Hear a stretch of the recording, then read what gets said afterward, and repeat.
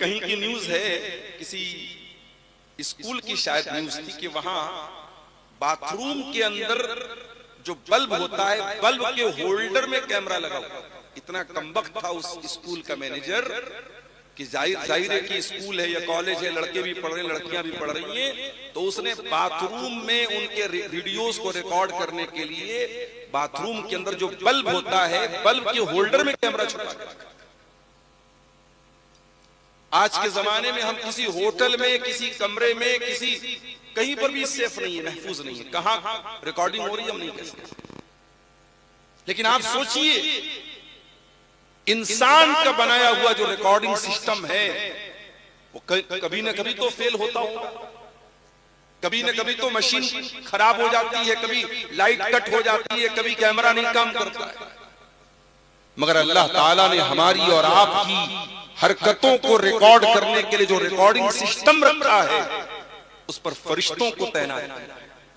और फरिश्ते 24/7 काम करते हैं। फरिश्ते कभी थकते नहीं हैं, फरिश्ते कभी आराम नहीं करते हैं। हमारी एक एक एक्टिविटी को फरिश्ते नोट कर रहे हैं। अल्लाह ने मौत के फरिश्ते को मुकर्रर किया। अगर मेरी मौत लिखी है कल सुबह 4:55 पर, तो मेरी मौत 1 सेकंड पहले भी नहीं आ सकती और मेरी मौत 1 सेकंड बाद भी नहीं आ सकती।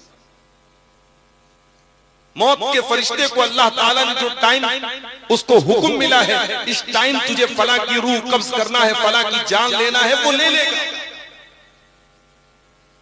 फरिश्ते ऐसे होते हैं। हम फरिश्ते नहीं हैं, हम मासूम हैं, हम इंसान हैं, हम मासूम नहीं हैं, फरिश्ते मासूम हैं। हम आदम अलैहिस्सलाम की औलाद। आदम अलैहिस्सलाम जन्नत में रह रहे थे अपनी बीवी हव्वा के साथ। वहां ना नमाज पढ़ना था, न रोजा रखना था, न कोई इबादत करना था, बस जन्नत में रहना है, खाना है, पीना है, एंजॉय करना है। एक तरफ हजारों चीजें जन्नत में खाने की मिली है, एक पेड़ है, एक दरख्त है, अल्लाह ने कहा इसके पास मत जाना। आदम अलैहिस्सलाम उस पेड़ के पास नहीं जा रहे। शैतान आया भेष बदल करके, और शैतान ने कहा कि ऐ आदम, ऐ हव्वा, ये जो पेड़ है ना, इस पेड़ को खा लोगे, ये अमृत है, इसको खा लोगे हमेशा जन्नत में रहोगे, फरिश्ते बन जाओगे तुम। उसने अल्लाह की कसम भी खा करके ये बातें बताई।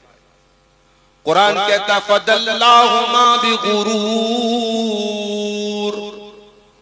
शैतान ने कसम खा करके, झूठे वादे करके आदम को और हव्वा को बहका दिया।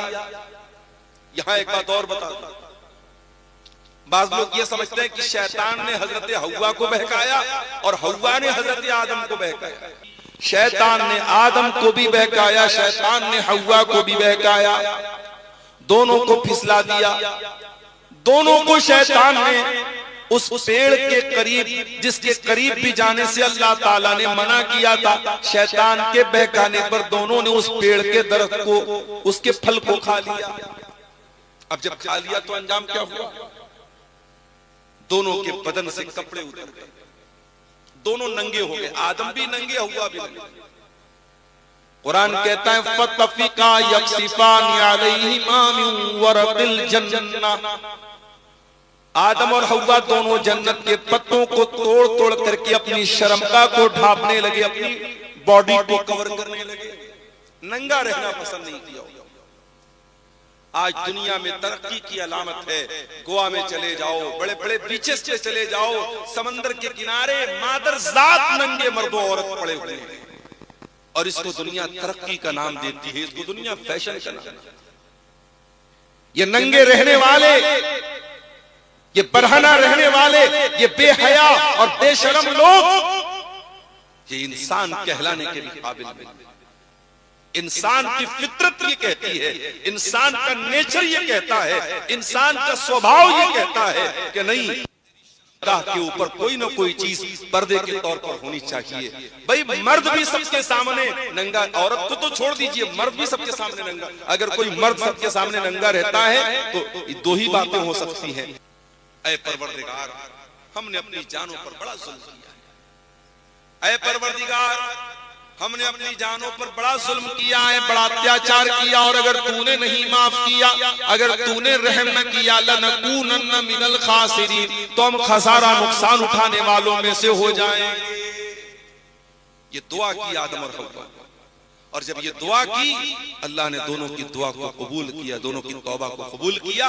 लेकिन अल्लाह ने कहा कि अब तुम जन्नत में नहीं, अब तुम जमीन पे जाओ, अब जमीन पे जाओगे, दुनिया में रहोगे।